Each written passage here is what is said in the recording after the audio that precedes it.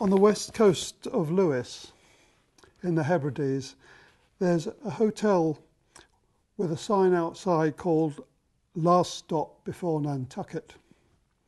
And you're very conscious there of the expanse of the Atlantic and the New World.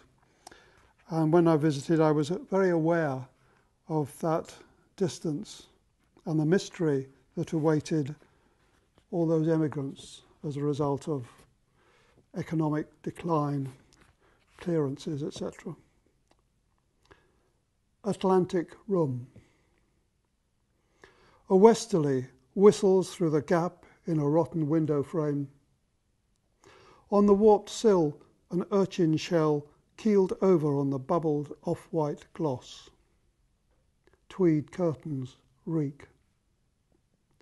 Somewhere out there, beyond the walled garden, rough-cut lawn, neglected borders, iris, sea kale, Montbretia, beyond the small hump of the graveyard, where headstones jostle this way and that for a better view, beyond the spirit level of the horizon, lies America. Last stop before Nantucket, announces the sign as we drive up. The sea's moods play all day with ours. Wet sands come and go. America remains America. Invisible land of no return, inviting the heart to a change of heart, leaving behind it a hole a gale blows through.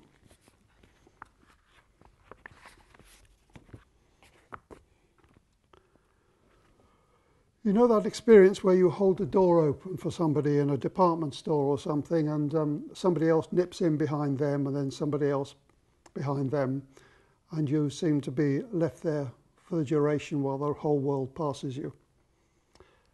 Holding the door.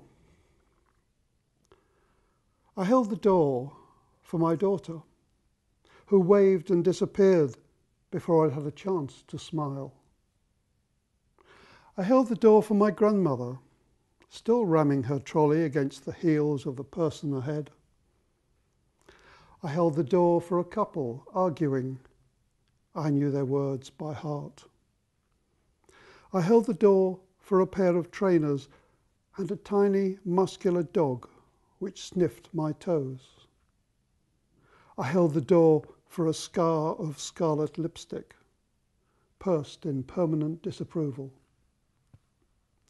I held the door for the verb to love, declining itself endlessly to strobe lights and a drum machine. For the colour red, it wore a miniskirt on a pale, exhausted body. For faith, looking straight ahead, eyes fixed on the vanishing point. For famine, trying to explain itself again and again with the sound turned down. For silence, its white sheet smoothed and tucked into crisp hospital corners. I held the door for childhood. It flickered like an old newsreel played in the daylight. I held the door for history. It swung through with a funny walk, a punter in a hall of mirrors. I held the door for tomorrow. Blind fingers felt the furrows on my brow, the creases down my cheeks. I held the door for my shadow, but it seemed reluctant to go in front.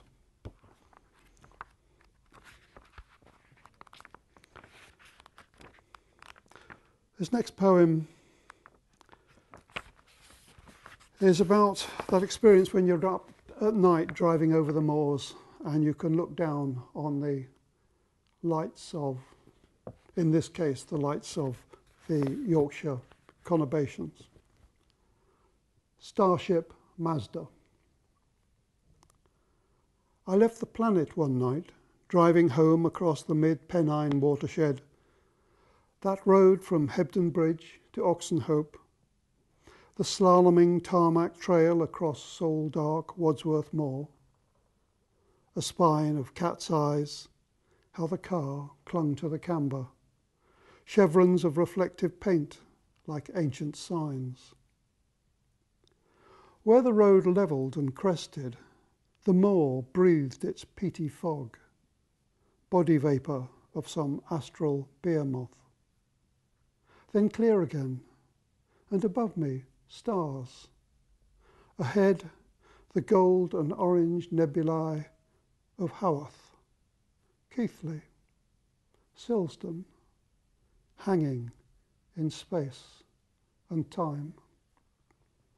For 2 whole minutes I cruised on automatic down the curling warp of the A6033, suspending thoughts of reaching home, a warm bath and companion bed.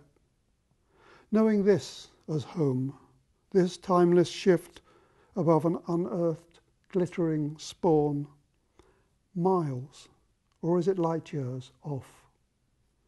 A galaxy of streets and islands I'd have to find a way through soon, letting it in its own way pass through me as I drove on west to join an earthbound self.